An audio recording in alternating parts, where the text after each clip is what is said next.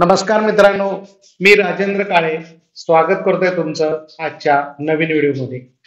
मित्रांनो, आजचा व्हिडिओ खास होणार आहे कारण आज तुमच्या मनातील जे प्रश्न सतत आम्हाला फोनद्वारे विचारले जातात किंवा कमेंटच्या माध्यमातून विचारले जातात, त्या प्रश्नांची उत्तर देण्याकरिता हा आजचा व्हिडिओ आहे. व्हिडिओ शेवटपर्यंत पहा.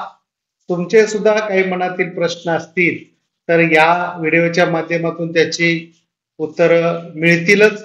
पण तरी सुद्धा काही प्रश्न आणखीन काही तुमच्या मनामध्ये असतील तरी तुम्ही आम्हाला फोनद्वारे किंवा कमेंटच्या माध्यमातून विचारू शकता. आणि तुमचं बांधकाम असेल, तुमचं जुनं बांधकाम असेल, जुन्या घराचं रिनोव्हेशन असेल, त्याबद्दल सुद्धा आपण तुम्हाला गायडन्स करू शकतो. तर सुरू करूया. पहिला प्रश्न की चिरे बांधकाम करण्यासाठी चिरे या ठिकाणी आपल्याला कुठे मिळतात किंवा चिरे किती दर आहे चिऱ्याचा, आणि आम्हाला 2 रूम बांधायचे आहेत आणि त्याला खर्च किती येईल किंवा त्याला चिरे किती लागतील, असे प्रश्न आपल्याला विचारलेले आहेत. तर मित्रांनो, तुम्ही जर चिरे बांधकाम करणार असाल आणि तुम्हाला चिरा मागवायचा असेल तर रत्नागिरी आणि सिंधुदुर्ग या जिल्ह्यामध्ये वेगवेगळ्या ठिकाणी खाणी आहेत. सिंधुदुर्ग जिल्ह्यामध्ये मालवण किंवा देवगड या ठिकाणचे सुद्धा काही कॉन्टॅक्ट नंबर आपण आपला व्हिडिओ तयार केलेले आहेत, त्या माध्यमातून तुम्हाला ती माहिती मिळते. तसंच रत्नागिरीमध्ये सुद्धा काही सप्लायर्स आहेत, खाणी आहेत, दापोली जवळ खाणी आहेत, त्यातून तुम्ही चिरा घेऊ शकता. त्यांचे कॉन्टॅक्ट नंबरचे सुद्धा व्हिडिओ आपण तयार केलेले आहेत. त्याचे सुद्धा काही लिंक असतील तर ते आपण डिस्क्रिप्शन बॉक्समध्ये देऊया. तुम्ही ते व्हिडिओ पाहिले नसतील तर जरूर पहा. आणि त्यामुळं तुम्हाला चिरासाठी तुम्हाला अनेक ठिकाणी संपर्क साधावा लागणार आहे. कारण का, तुमचं डेस्टिनेशन कुठं आहे, लोकेशन कुठं आहे. जर तुम्ही पुण्याकडे असाल, नाशिककडे असाल तर तुम्हाला रत्नागिरी किंवा दापोलीकडून चिरा जवळ मिळेल. किंवा पनवेल ठिकाणी, कर्जत ठिकाणी कन्स्ट्रक्शन करणार असाल तर तुम्ही रत्नागिरी, दापोली, रायगड या ठिकाणी सुद्धा चिरेखाने आहेत. मात्र तुम्ही सोलापूर, सांगली, कोल्हापूर, बेळगाव या ठिकाणी जर कन्स्ट्रक्शन करणार असाल तर देवगड असेल, कणकवली, सिंधुदुर्ग जिल्ह्यातून तुम्ही चिरा घेऊ शकता.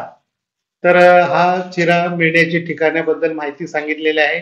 आता हा जो चिरा असतो त्याची बऱ्याच यांना साईज माहित नसते. बरेच जण विचारत असतात की चिऱ्याचं साईज किती आहे, चिऱ्याचं वजन किती आहे. तर मित्रांनो, चिरा लांबीला 14 इंच असतो, रुंदीला 9 इंच असतो आणि जाडीला 6 किंवा 7 इंच असतो. मात्र देवगडचा एकमेव चिरा आहे की तो 9 inch by 8 inch by 14 inch आहे.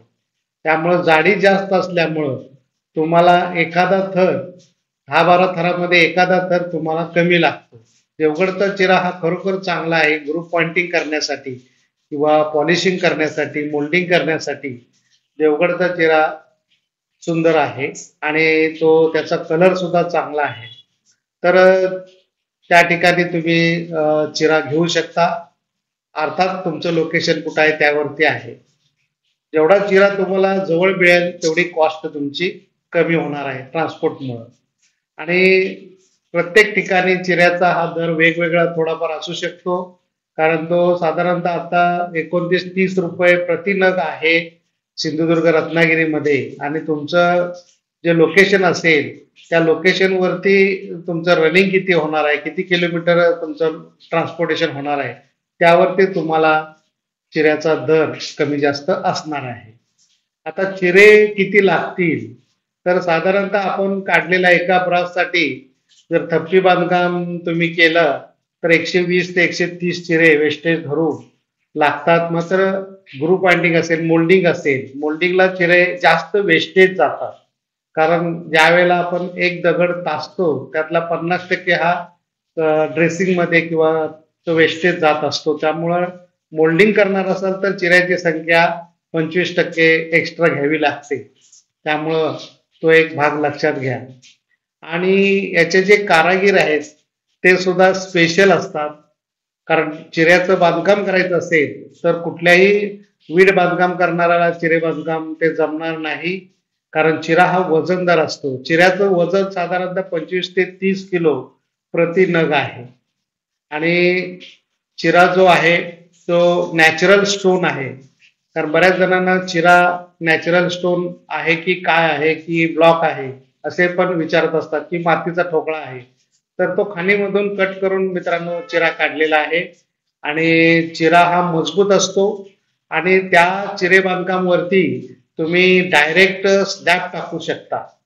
भिंतीवरती डायरेक्ट स्लॅब टाकू शकता. कुठलंही आरसीसी कॉलम न घेता, आरसीसी बीम न घेता तुम्ही लोड बेरिंग स्लॅबचं काम हे ठप्पी चिरे बांधकाम मध्येच करू शकता.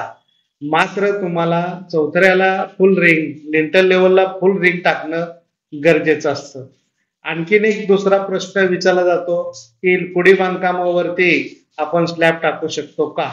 तर मित्रांनो, कुडी बांधकामावरती थिकनेस भिंतीची 6 इंच असल्यामुळं आणि स्लॅबचं लोड जास्त असल्यामुळं शक्यतो तुम्ही कुडी बांधकामावरती स्लॅब टाकू नका. टाकायचं असेल तर मात्र तुम्हाला 36 बांधकाम नवीनचं कमीत कमी रुंदीचं करणं गरजेचं आहे. तर हे एक तुम्ही लक्षात घ्या. आणखीन पुढचा प्रश्न असा असतो की चिरे बांधकामाला प्लास्टर होतं का? तर मित्रांनो, चिरे बांधकामाला प्लास्टर चांगल्या प्रकारे बसतं. आतून करू शकता, बाहेरून करू शकता. मात्र चिरे बांधकाम तुम्ही करणार असाल तर तुम्हाला, कारण कोकणामध्ये जी बांधकाम केली जातात किंवा कोकणामध्ये जे वॉलिंग मटेरियल आहे ते चिराच वापरलं जातं. मात्र तुम्हाला पावसाचं प्रमाण कोकणामध्ये जास्त असल्यामुळं चिऱ्या हा एक्सपोज ठेवत नाहीत. दोन्ही बाजूनं त्याला प्लास्टर केलं जातं आणि वीट बांधकाम सारखंच त्याला प्लास्टर होतं, मजबूत टिकतं. त्यानंतर आणखीन एक प्रश्न विचारला जातो की पॉलिश साठी काय वापरता किंवा त्याला वॉर्निशसाठी, कलरसाठी काय वापरता चिऱ्याला? तर मित्रांनो, चिरे बांधकाम तुम्ही केलं असेल, ग्रुप पॉइंटिंग केलं असेल तर तुम्हाला एक पॉलिश आमच्याकडे मिळतं चिराकोट म्हणून, ते सुद्धा अवेलेबल आहे. तर तुम्हाला जर त्याच्याबद्दल आणखी माहिती हवी असेल तर आमचा जो वरती नंबर दिलेला आहे त्या नंबरवरती कॉन्टॅक्ट करा. त्याचबरोबर चिऱ्याला कलर सुद्धा लावू शकता. अपेक्स कंपनी, एशियन पेंटचा अपेक्स जो टेराकोटा कलर आहे तो सुद्धा तुम्ही चिऱ्याला लावू शकता. त्याचबरोबर तुम्हाला कमीत कमी खर्चामध्ये जर बांधकाम करायचं असेल तर ग्रुप पॉइंटिंग किंवा मोल्डिंग न करता साधं बांधकाम करून तुम्ही त्याला सिमेंट पॉइंटिंग करू शकता आणि त्याला चिऱ्याला वेगळा कलर आणि सिमेंट पॉइंटिंग केलेला त्याला वेगळा कलर केला तर चांगल्या प्रकारे लुक बिल्डिंगला किंवा भिंतीला येतो आणि त्यापासून कुठल्याही प्रकारचं लिकेज होत नाही. आणखीन एक प्रश्न सतत विचारला जातो की चिऱ्यामधून लिकेज पाणी आतमध्ये येतं का? तर मित्रांनो, चिऱ्यामधून पाणी आत येऊ शकतं. जर पावसाचं प्रमाण जास्त असेल, भिंत भिजत असेल तर तुम्हाला चिऱ्याच्या भिंतीमधून आतमध्ये ओलावा येण्याची शक्यता असते.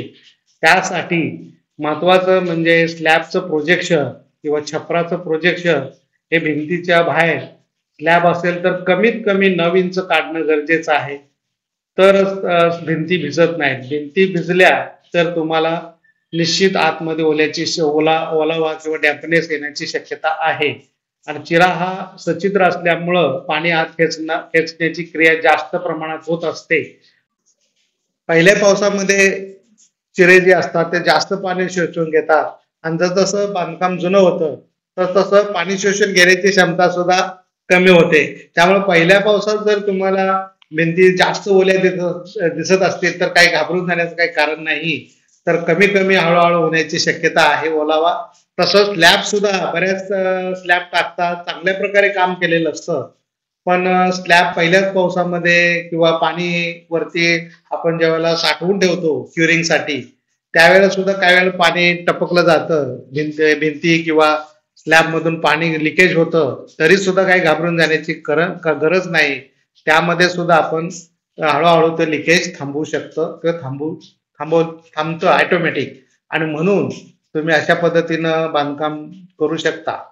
आता आणखीन एक प्रश्न आहे की चिरे बांधकामाचे दर काय आहे? तर मित्रांनो, चिरे बांधकामाचे दर, जर साधं बांधकाम जसं वीट बांधकाम तुम्ही करता तसं तुम्ही बांधकाम करण्यासाठी प्रति चिरा 30 रुपये प्रति चिरा हा थप्पी बांधकामाचा दर आहे. कुडी बांधकाम असेल तर तोच दर असतो, पण साधारणतः फर्स्ट फ्लोअर वरती गेला तर तुम्हाला तो रेट 10 ते 15% वाढतो. मात्र ग्रुप पॉइंटिंगचा दर जो आहे तो 800 रुपये ते 900 रुपये प्रति स्क्वेअर मीटर, म्हणजे फुटामध्ये जर सांगितलं स्क्वेअर फुटामध्ये तर 80 ते 90 रुपये one side group pointing. Both साइडला असेल तर तो 120 ते 130 रुपये ग्रुप पॉइंटिंग थप्पी चिऱ्याचा आहे.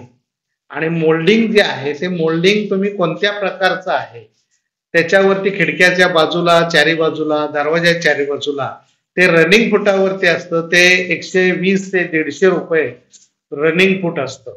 आणि कॉलमचं डिझाईन ते आहे, ते कॉलमला कसं डिझाईन आहे, त्याच्यामध्ये कसं डिझाईन केलेलं आहे ते सुद्धा रनिंग फुटावरती असतं. ते सुद्धा 150 ते 180 पर्यंत जातं रनिंग फूट. त्याचबरोबर आर्चेस सुद्धा रनिंग फूट असतात. आर्चला सुद्धा किती डिझाईन आहे, किती त्याला मोल्डिंग्स आहेत, 1 मोल्डिंग, 2 मोल्डिंग, 3 मोल्डिंग, त्यानुसार त्याला धारा किती आहे त्यावरती तो रेट तो कमी जास्त असतो. आणि महत्वाचा जो खर्च आहे तर साधं बांधकामाचा खर्च हा कमी असतो, पण कम्पॅरेटिव्हली डिझाईनचं काम असेल किंवा तुमचं मोल्डिंगचं काम असेल, पॉलिशिंगचं काम असेल, त्यामुळे खर्च वाढण्याची शक्यता असते. मात्र तुम्हाला जर कमीत कमी खर्चामध्ये बांधकाम करायचं असेल तर पत्र्याचं बांधकाम, कौलारू छप्परचं बांधकाम करायचं, साधं बांधकाम करा. त्याला खास मोल्डिंग करू नका, ग्रुप पॉइंटिंग करू नका. फक्त सिमेंट पॉइंटिंग केला, सिमेंटचा कलर दिला, वरती पत्रे फॅब्रिकेशन करून घातले, ते सुद्धा तुम्हाला कमीत कमी खर्चामध्ये होऊ शकतं. बरेच जण आम्हाला लो बजेटचं काम करायचं आहे म्हणून सांगतात आणि प्रत्यक्षात काम करत असताना मग मोल्डिंग असेल, ग्रुप पॉइंटिंग असेल, हे करत करत तुम्ही गेला तर त्याचं बजेट तुम्ही जे ठरवलेलं असतं त्याच्यापेक्षा जास्त होतं. आणि मग तुम्हाला बऱ्याच वेळेला लक्षात येतं की आपलं काहीतरी चुकलेलं आहे किंवा बजेट कसं वाढलं. तर बजेट वाढण्याची अनेक कारणं असतात की आपण काय करतोय, कोणत्या क्वालिटीचं काम करतोय, त्यानुसार कमी जास्त खर्च होऊ शकतो. तर आणखीन तुमच्या मनातील काय प्रश्न असतील तर आमच्याशी कॉन्टॅक्ट करा. आणि तुम्हाला वास्तुशास्त्रानुसार 2D planning, 3D elevation, RCC design करून हवा असेल तर वरती जो नंबर दिलेला आहे त्या नंबरवरती कॉन्टॅक्ट करू शकता. आणि बऱ्याच प्रेक्षकांनी आमच्याकडून प्लॅनिंग करून घेतलेलं आहे. तुम्हाला साईट व्हिजिट तुम्हाला जर करायची असेल किंवा आम्ही साईट व्हिजिट करतोय, व्हिजिट करून सुद्धा प्लॅनिंग करतोय, ऑनलाईन सुद्धा प्लॅनिंग करून देतोय, किंवा तुम्हाला लाईन आउट करून हवं असेल किंवा कॉन्ट्रॅक्ट सुद्धा आपण घेतोय. जवळपास आमच्या सिंधुदुर्ग जिल्ह्यामध्ये आसपास जर तुम्हाला काम करून घ्यायचं असेल तर आम्ही कॉन्ट्रॅक्ट पण घेतोय. तर आजच्या व्हिडिओमध्ये इतकंच. व्हिडिओ बद्दल निश्चित कमेंट करा आणि आजचा व्हिडिओ शेवटपर्यंत पाहिल्याबद्दल थँक्यू, धन्यवाद.